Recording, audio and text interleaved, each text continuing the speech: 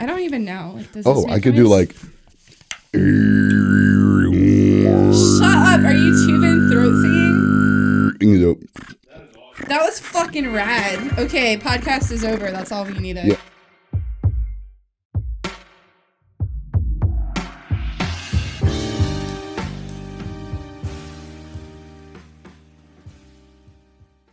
How did you go from growing up and working on a farm castrating animals to becoming a core fixture in the New York City downtown electric guitar avant-garde scene? Well, there weren't a lot of animals that I this is just like like a small handful. A small handful. Yeah.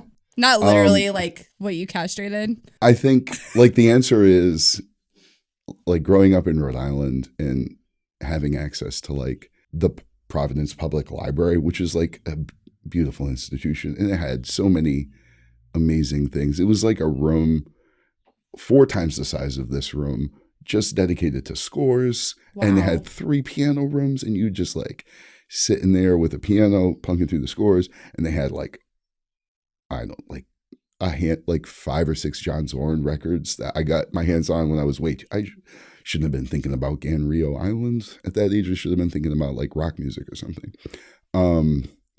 But like I got really obsessed with music that was interesting music. Yeah. Can I say? Yeah, I can say that here. I'm amongst friends. You're amongst I'm friends. amongst friends.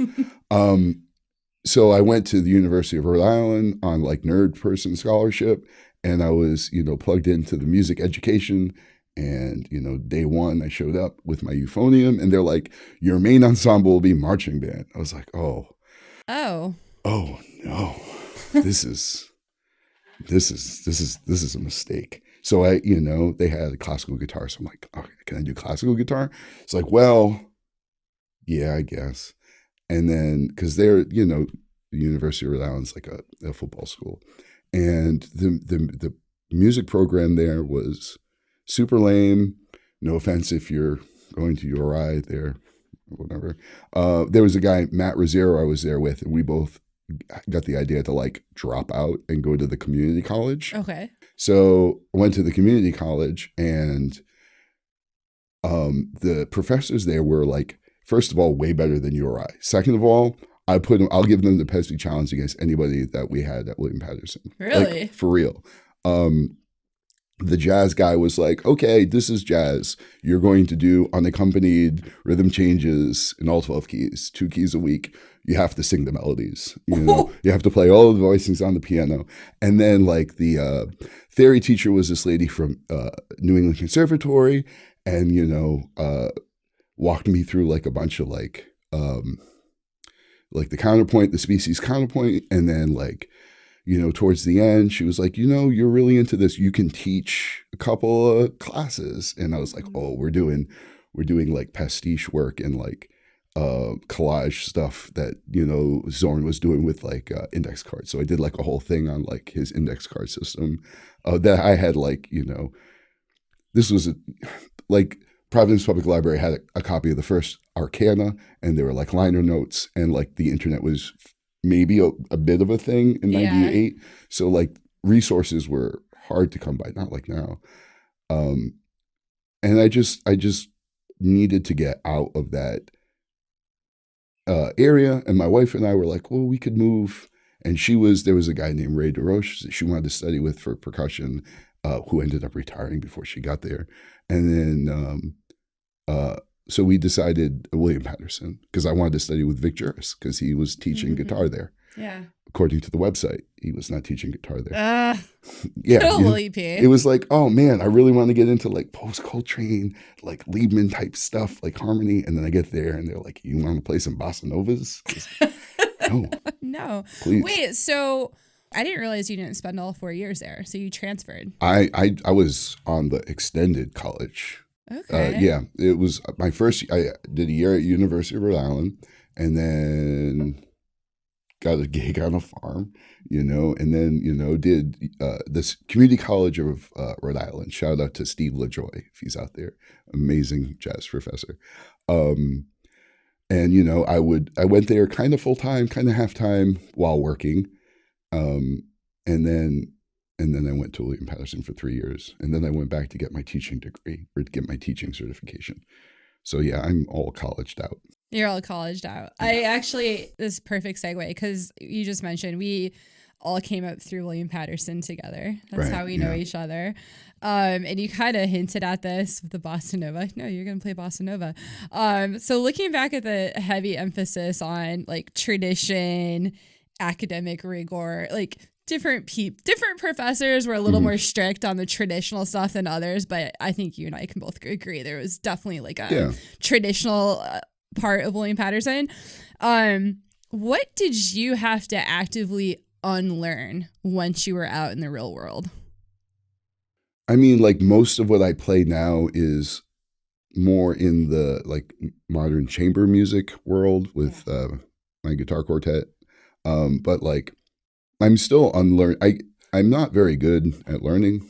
I said I wasn't going to be mean to myself. There I go. Yeah, you broke your rule already. 5 minutes in. So like the idea that me being good as a musician, what that means, like mostly it's me being like able to play the music, but also get along with people and like all of the soft skills that like you don't learn in school. That's like, a really good point. It wasn't really unlearning. It was just this whole realm. It's just like, oh, by the way, you should be a person, not just like some kind of like jazz robot. You lock yourself in a practice room. And I did. I locked myself in a practice room for way too many hours. Yeah. I got in trouble. I got put on academic probation for breaking into Shea to practice more. I was like, no, they kicked me out. I'm like, no idea. Yes. They were like, you're a bad boy. I was, yes. What? Well, what are you going to do? I can see other people getting in trouble for weird shit, but I never would have guessed you got quote unquote in trouble. If I do something wrong, generally I'm in trouble for it. Yeah. So like I spent all that time practicing, but the skills of like being a human, of like talking to people, it's really easy to lose those skills when you're in that room. You know? Right. It kind of like makes you autistic in a way if you're not already autistic. Your words, not you personally, but like I just mean like anyone. Who's to say? Maybe I'll get that test someday.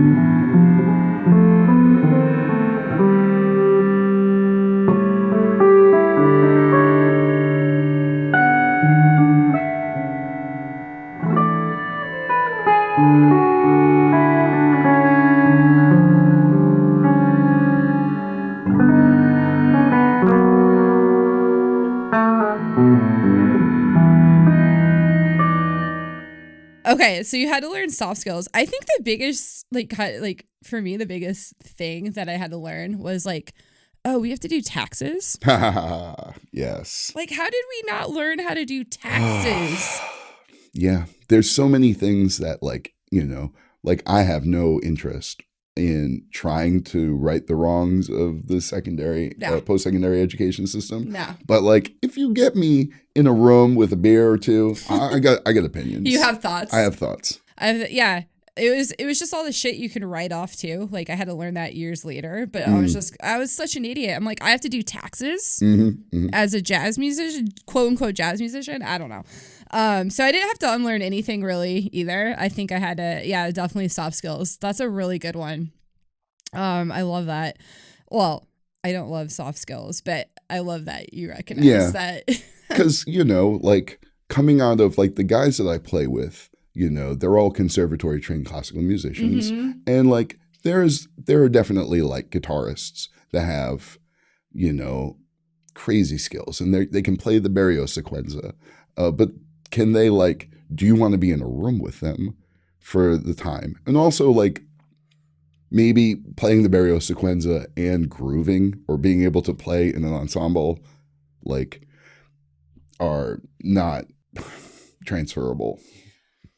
You just sparked another question. I mean? Yeah, I think so. Like Are there any major differences between like high level chamber music musicians that you've played with versus high level jazz musicians that you've played with? Or are they similar, or are they both just crazy but in different ways? The classical musicians tend to be more relaxed and affable and like Really? well balanced. Whereas when I think of like the jazz musicians that I know, they tend to be a little more, they tend to be suffering from the, I've been in a room for a minute and maybe I don't have those soft skills. Who's to say? You can feel free to edit that out. No, I think that's really interesting. But it could literally be it's just, my N equals 1. Yeah, just experience. your perspective. Yeah. Just curious. I'm always curious of like the differences in different types of music. It seems like the people that I've run into and played with have all, for the very most part, been like laid back and chill and just wanted to make good music. And like, I'm always like, I played with some people and I'm like, oh, this person, like I'm calling them by their last name, Mr. So-and-so or whatever. It's like, no, man, they're real humans and you can be friends with them. Yeah. Don't put them on a pedestal. They're just people. Yeah, I do that. That's another lesson. Maybe I'll learn it someday. Who's to say? Don't put your heroes on a pedestal. What's that phrase? It's like, be careful about wishing to meet your heroes or whatever. They're not, or they won't be your heroes anymore. I forget that phrase anyhow.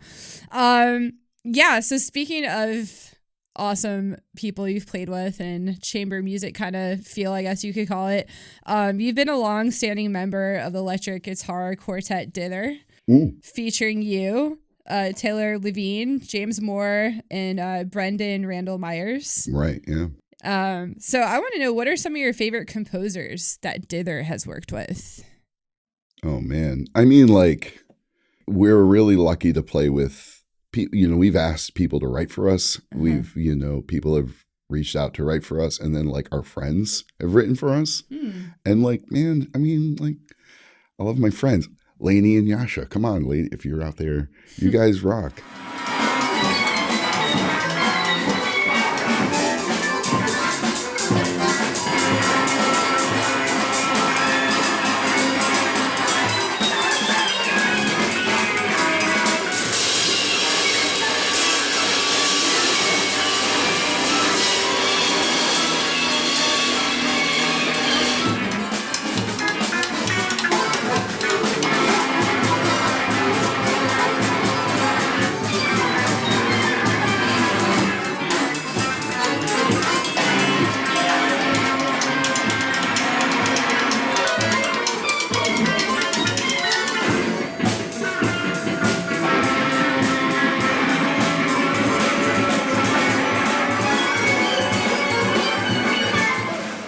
The idea of an electric guitar quartet goes back to like the Fred Frith electric guitar quartet. Fred Frith had an amazing electric guitar quartet. And we started because Taylor had these charts. He's like, hey, man, I got these Fred Frith charts. You want to read them?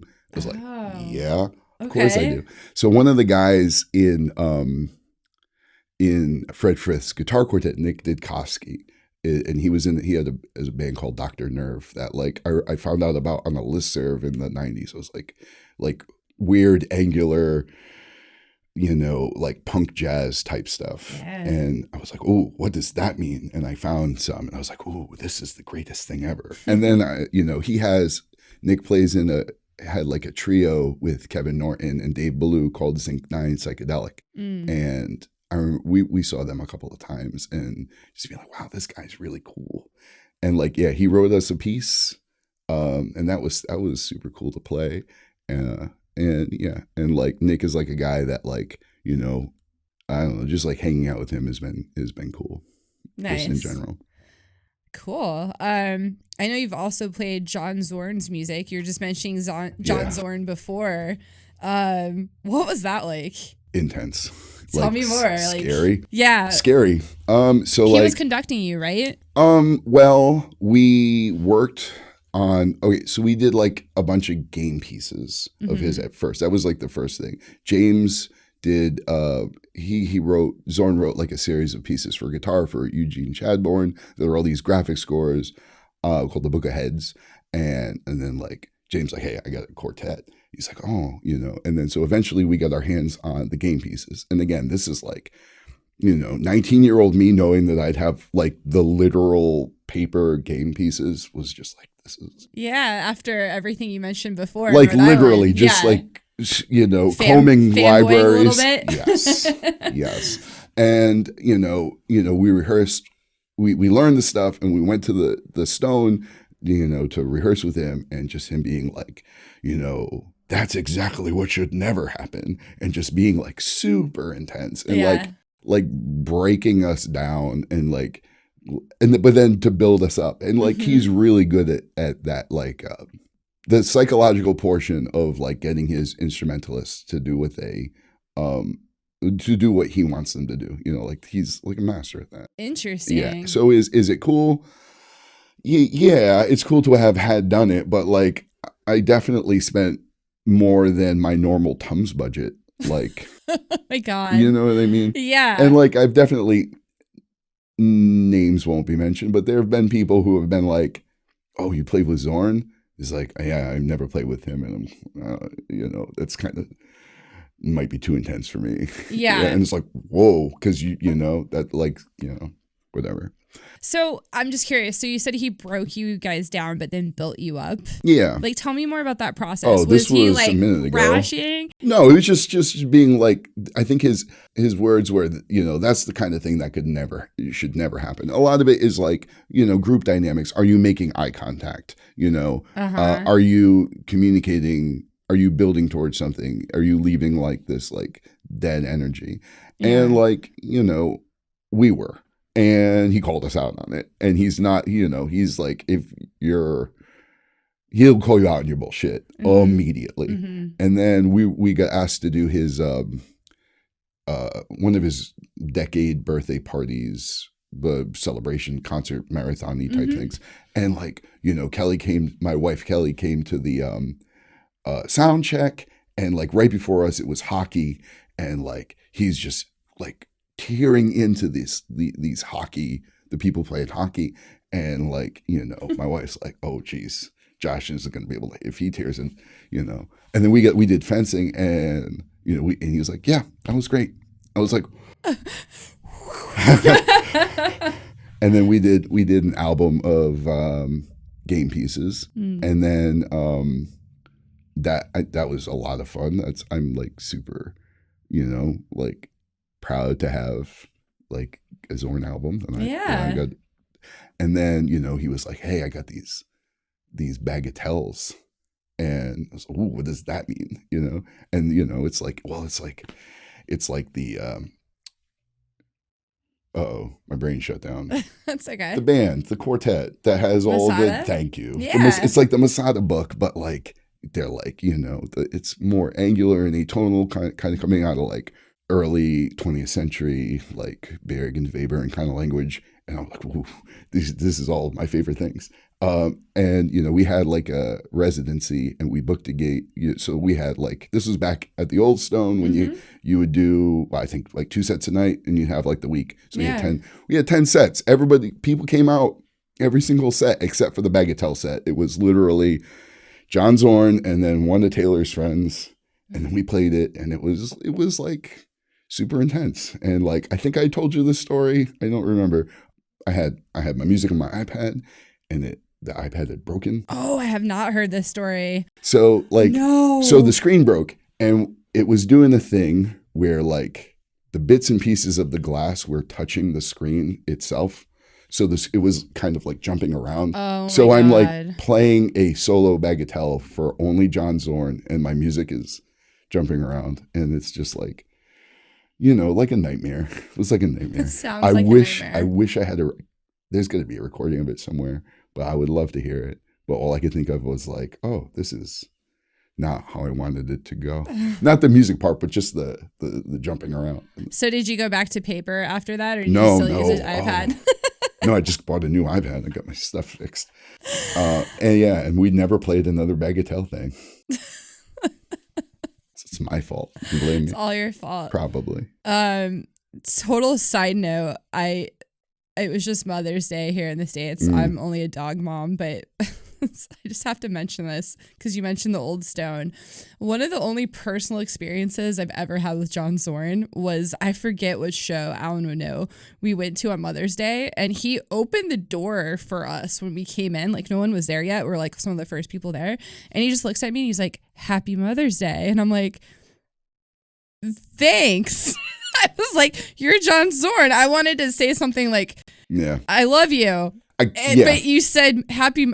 I want to be like, "I'm not a mom," but I couldn't even talk because, you, I was like, "Holy fuck, it's John Zorn's talking to me." And then he said, "Happy Mother's Day." It has nothing to do with me or my life, but thank you. Yeah. Yeah. He's a funny cat. I tried real hard to just not say anything. I kept just, yeah. Because if I open my mouth, I'm a self-deprecating guy. Stuff happens. Yeah.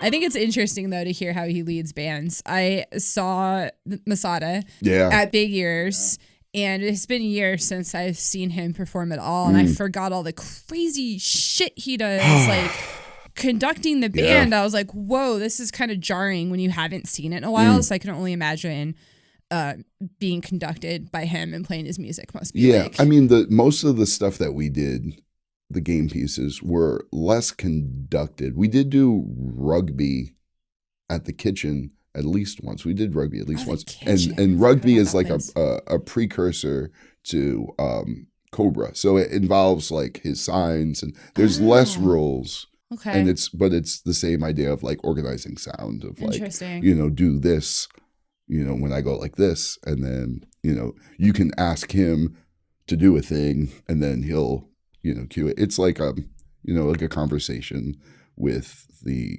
conductor and the ensemble. But yeah, I only got a chance to do that with him once. Cool. Or twice. That's still cool though. Yeah. Speaking of Big Ears, you were just there with Dither, and you played Laurie Spiegel's music. Yeah. Tell me about that. That I unfortunately missed it. Yeah. But I heard from someone that it was amazing. It had its moments. So Laurie is like an old school, like, electronic composer. So she's writing for when like the synths were done with like punch cards. Mm-hmm. So it's not like, like the stuff is like manually input.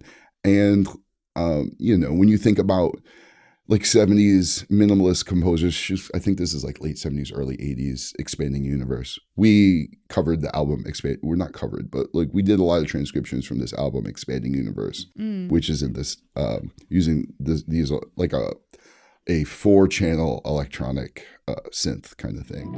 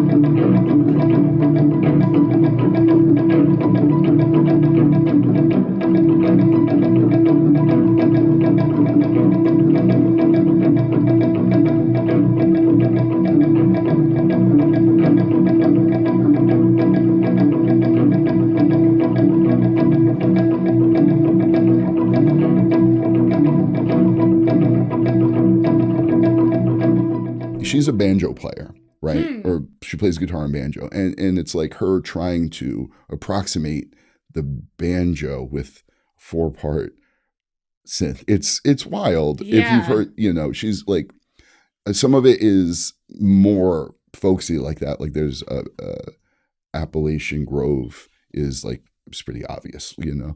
But then she's also got like Expanding Universe. There's Kepler's Music of the Harmonies, which is on the, you know, when they sent out, was it Voyager, the satellite that they sent out, and they put the golden record on the, do you know about that's this? Right, yeah. So Kepler's music, Harmony of the Spheres, I think is the name of it, Kepler, it's just kind of like an abstraction of the solar system musically. So like the way the orbits are, it's like she took the orbital information and mapped it into pitches. Wow. Yeah, super cool stuff.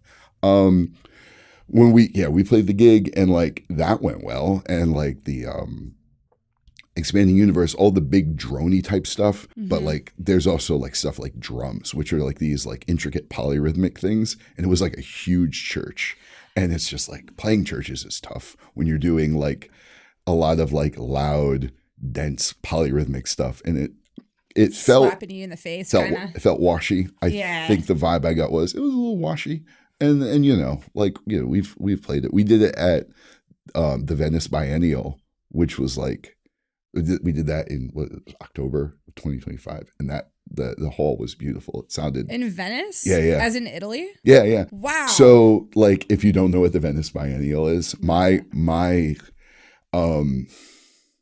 like pop culture link to the Venice Biennial, was like, you've seen The Big Lebowski? Yes. Okay. You know when he's going to Maud, the lady, and she's doing the painting, and then she hops on the phone and she starts speaking in Italian. Okay. And they're like I think he's like, what is going on?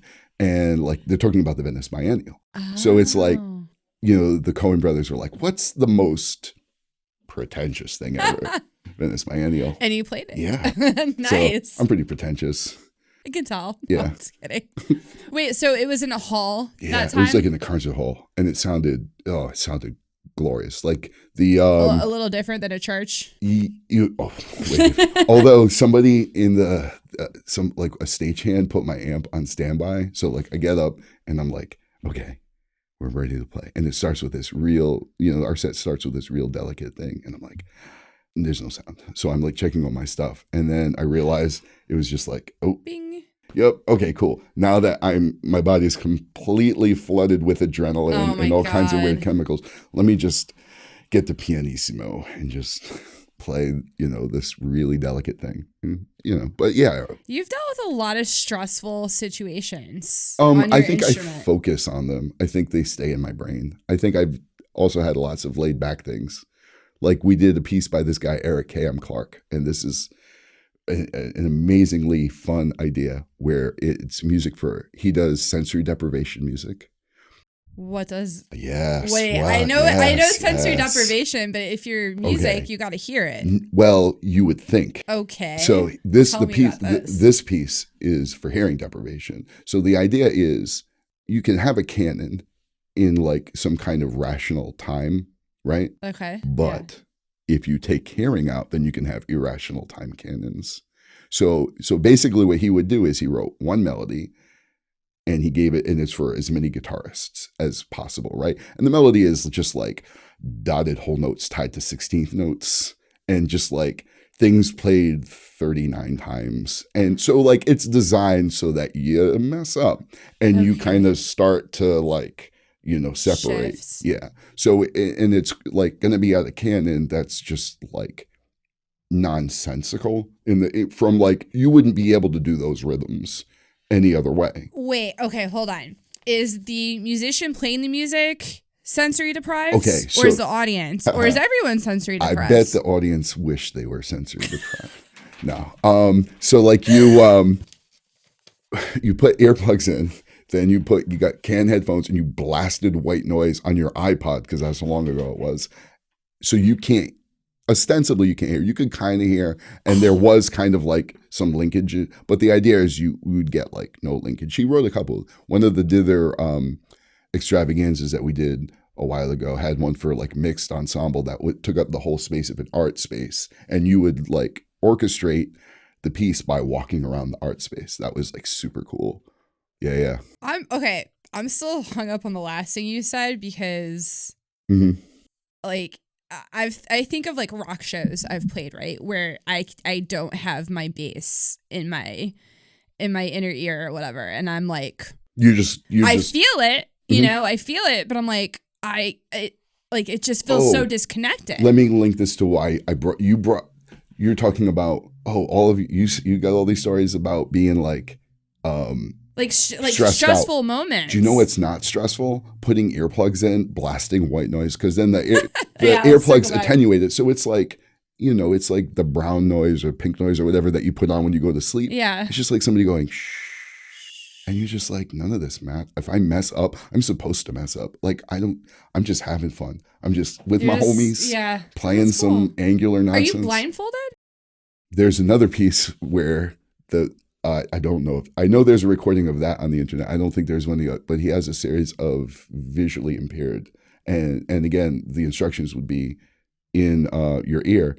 And it was a lot of just like theatrical stuff, like raise your left index finger, hum these notes, you know, and it's just like bringing in the theatricality to music, which I find like, you know, going back to Zorn, like Zorn's music is great to listen to, but like Zorn's music is great to watch. Yeah, you know that's what I like, forgot until big ears. Yeah, like so much music can be just kind of like, you know, just clinical. Like, you know, just people sitting down. I mean, Dither sits down and plays, so like whatever, we're guilty as anybody. But like, you know, like, yeah, theatrical stuff is cool.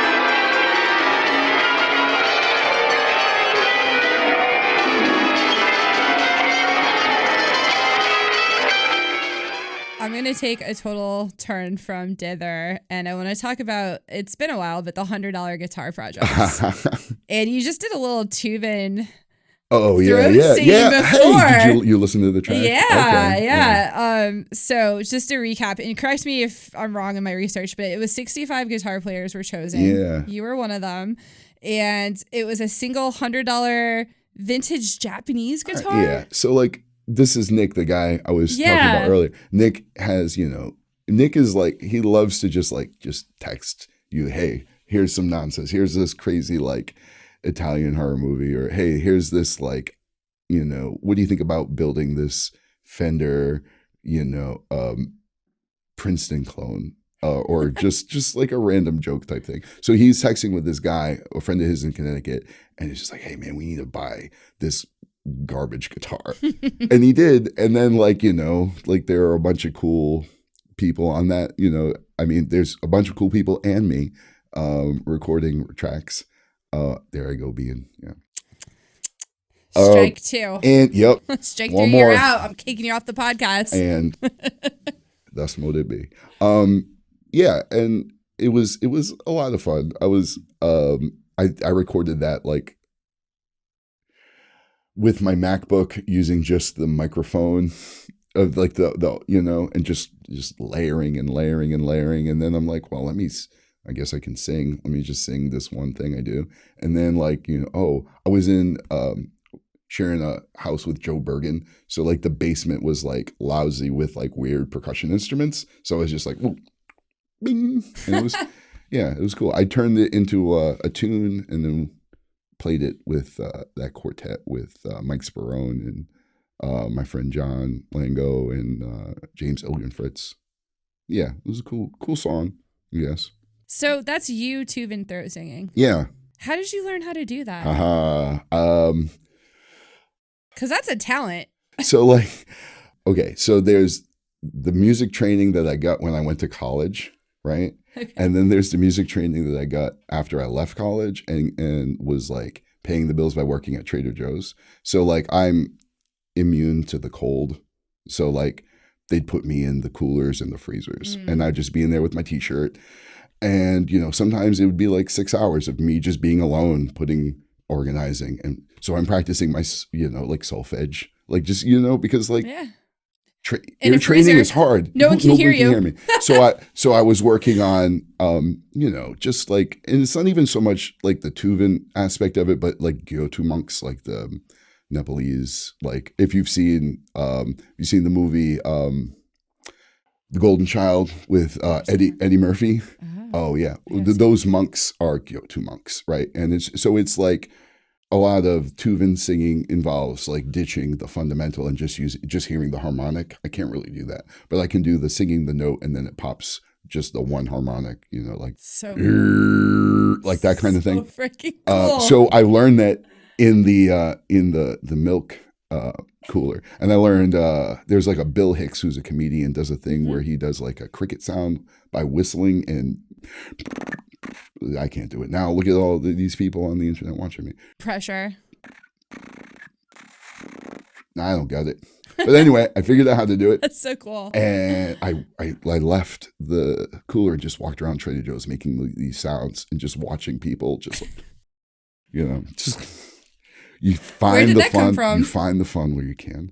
But yeah, so yeah, I love sound. I love the different like timbres. Like timbres are cool. Like messing with timbre is cool. Yeah. Very cool. I don't know.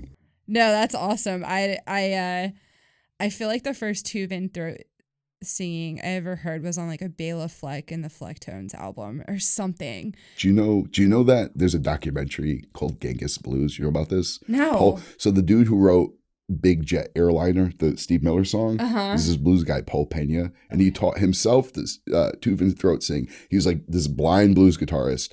His wife passes away, and he's just like, you know, inconsolable. And then he gets himself a ham radio, and he starts hearing all this music, and he's just like, let me just figure it out. And like it's just like, oh yeah, check it out, man. Genghis Blues. So he heard Tuvan throat singing over the ham radio? Or is that it's one of them? One of the, not like a Morse code thing. It's like one of them long distance. Yeah. What some kind of special radio. That's so crazy because I'm like, if you have never like, if you're not, I don't even want to say well-versed, but if you never, like, is that, okay, here's my question. Is that something a human would naturally come up with if they weren't from that region of the world? Oh, yeah. You think so? So like Tuva is like northern China. Okay. And then Nepal is pretty far away and super isolated, right? Mm-hmm. Then you also have people doing similar sounds. Basically, you're using your mouth to structure the formants of the sound so that you can isolate the harmonics, right? So like I feel like that's kind of a natural thing. It's not too different from like getting a good like clarinet or saxophone sound with what you're doing with your tongue in your mouth, right? Yeah. It's not too dissimilar. Like an amateur kind of. Yeah, you know what I mean? Yeah. Or like singing like an ah versus an eh kind of sound. Yeah. You know, and like do you know the album Funhouse by the Stooges? No. Okay. So like a homework assignment. Yes. Is now like, we have podcast homework assignment. Please. Yes. So check out Iggy Stooge singing TVI and like how he's singing and like the way he's closing his throat and getting like these vowel sounds, and it sounds like he's getting some of them harmonics in there. So I'd say it's natural. It's natural. Maybe. I mean, yeah. Like there are people who are going to hear it and go like, ew. And there are people who are going to hear it and go like, yeah, dude. Yeah. Right. I'm like, how? Yeah. Like, I didn't realize it was one person doing it the first time I heard it. Yeah. That's what blew my mind. Wow. Awesome tangent. Yeah. I love it. Just a collection of tangents.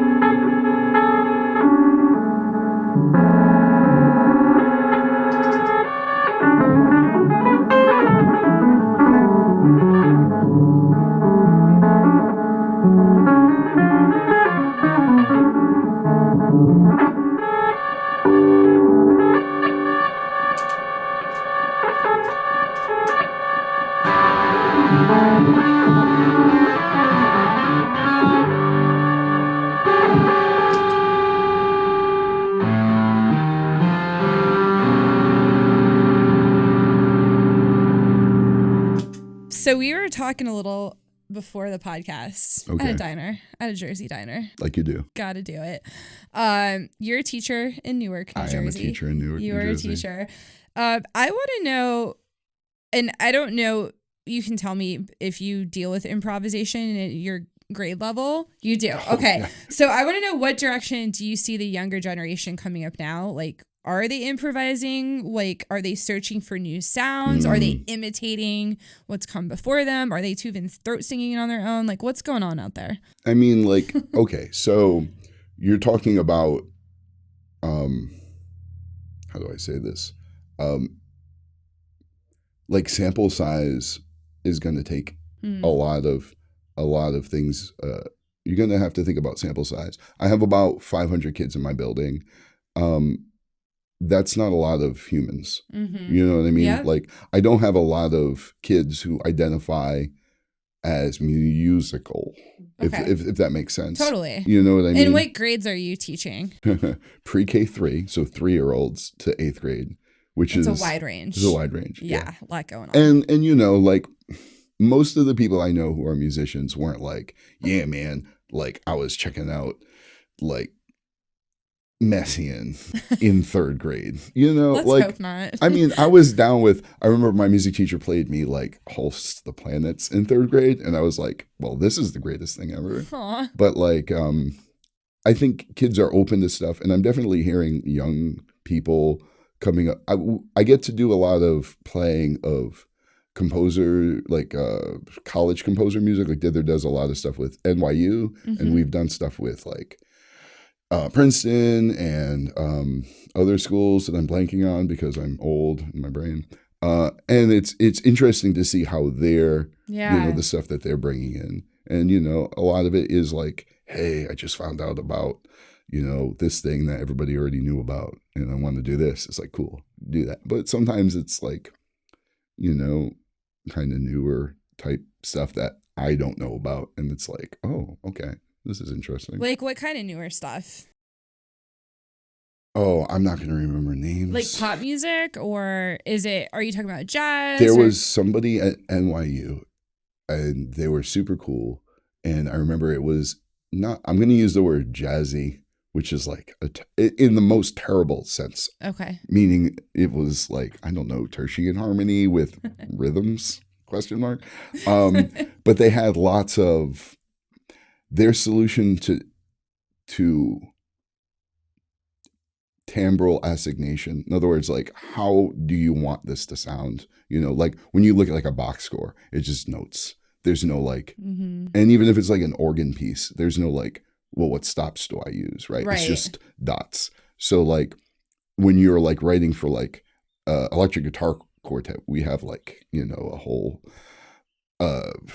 symphony of pedals and sounds that we can use. I can only and imagine what that so looks it's like. Yeah. And so like, how do you write for that? And the solution this person had was QR codes of similar sounds on YouTube, and I had heard of none of them. And I was like, wow, this is cool. Well, I can't remember any of them because, again, old man. But wait, so like, is that a function in like Sibelius or whatever now? Like you can just flip some QR codes into your notation? I mean, like most, I'm assuming, I'm trying to get away from using a notation program. I was talking with Al about this. Like, I have an old computer with Finale 2012 on it, and I'm just like done. Like I tried learning MuseScore. It's like cool, but the things that I want to do, I'd rather just, like I got an Apple Pencil and I'm just literally writing stuff like longhand into my 4-score. And is it good looking? No. But is it functional? Also no. Okay, wait. This QR code is QR blowing code, my right? mind. So it goes to a YouTube link, and it's like, I want it to sound like, and it's like a person playing an instrument, or Yeah, it was just like a band that I had never heard of. You know? Oh, Yeah, that's really interesting and kind of makes sense. yeah. Technology, man. Right. We're living in the future. Right, but like when we were in college, we're so old. Yeah, it was like, okay, your professor would be like, it sounds like, Go to the library. Yeah, go to the library and find it. Album. And then you get find this Yusuf Lateef album. You go to the library, it's checked out because like your roommate checked it out like 5 months ago, never returned it, and it's like already in your dorm. I don't know, crazy shit. Goose chases. Now you youngins out there. Yeah, the world is your oyster. No, but something you said off camera, off mic that I was like gonna ask you about at the diner, but I was like, I'm gonna save it for the podcast. You said something to the effect of kids aren't listening to music. Okay, my students. Yeah. I have like a Tuesday after school guitar club, and it's just like, the basic of basic beginners. And I say, hey, what do you want to play? And they're like, I don't know. And like, well, what are you listening to? Nothing. And it's like, I can't think of a sadder thing. Like, whatever. Okay, let's do this. Let's do this because it's easy. How old are those kids? 5th grade, 6th grade. Jeez. And then somebody brought in like, so, everything is ad hoc. So like this kid is like, hey, it would make my parents' life a lot easier if you also taught my 2nd grade brother. So cool, throw him in. Let's do it. If he doesn't get it now, it's just a step towards, next year. He'll get it eventually.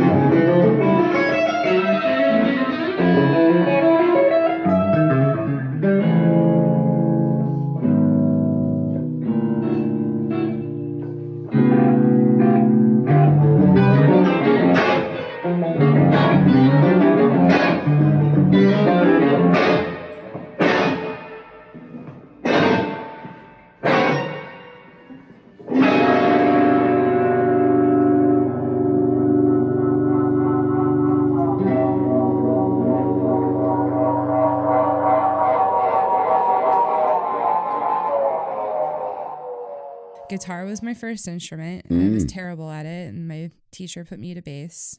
That's how I ended up. I think it's important that all guitarists need to be terrible. I think a good guitarist is a sign of some kind of like a mental disorder.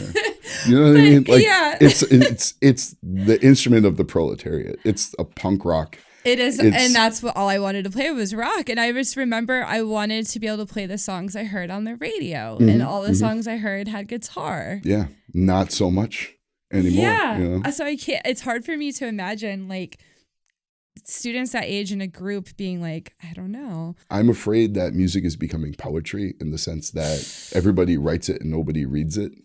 Yeah. I didn't even have to explain that. Yeah. I said it. You're like, yeah. On a side note, I started reading poetry randomly. What you reading? It's kind of embarrassing. Oh, see, this is the conversation. But here we go. So it's Matthew McConaughey's Prayers and Poems. Okay. And I saw it. This is how dorky I am. I was getting books from the library because I'm old and I still do that. Sure. And they had it displayed, and I'm like, I didn't know he wrote poetry. Yeah. And I've seen videos of him, and I'm like, I'm interested in what he has to say. I didn't read his other book. I think it's like Green Lights or something. But his poetry is interesting. Yeah. And I'm like, I haven't taken the time to read poetry in a while. So if there's hope in poetry.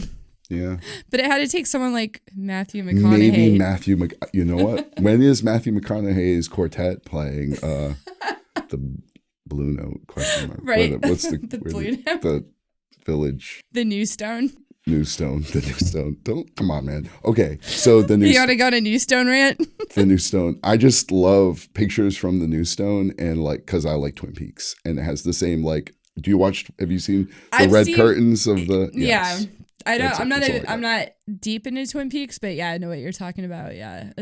Have you been to the New Stone? Yeah. I don't get out much unless I'm playing gigs, but we've played there a couple times. Yeah. I don't even think they should call it the Stone. Whatever. Unless it has that cat urine smell that we in the bathroom in the back. I feel like every other episode of this podcast, I'm just like, there's the bathroom in the back. Have you considered changing the name to the bathroom in the back of the Stone?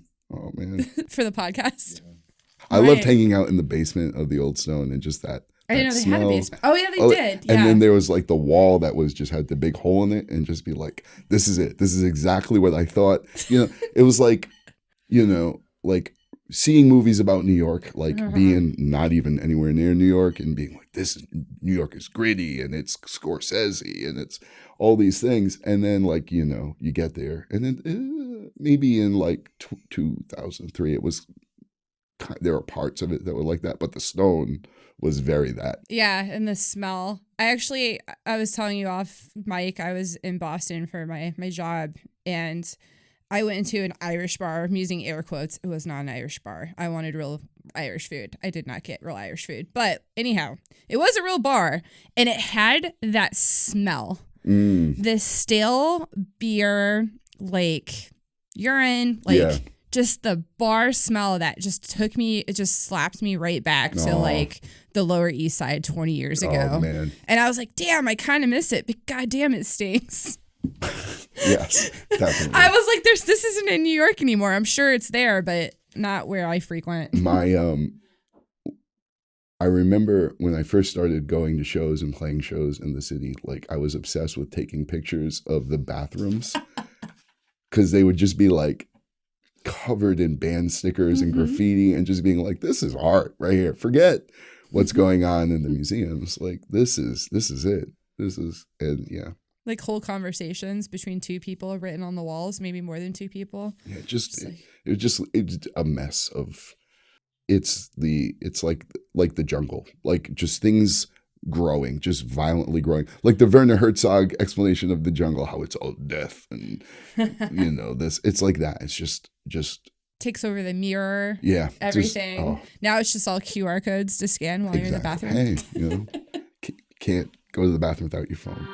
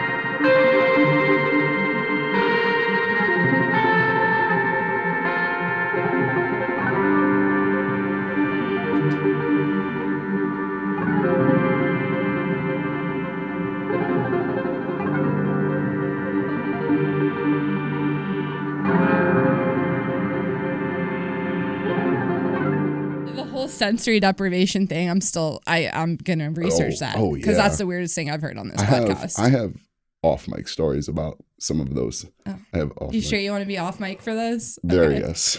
There, yes. All right. Well, on that note, thank you so much for coming all the way out. My pleasure.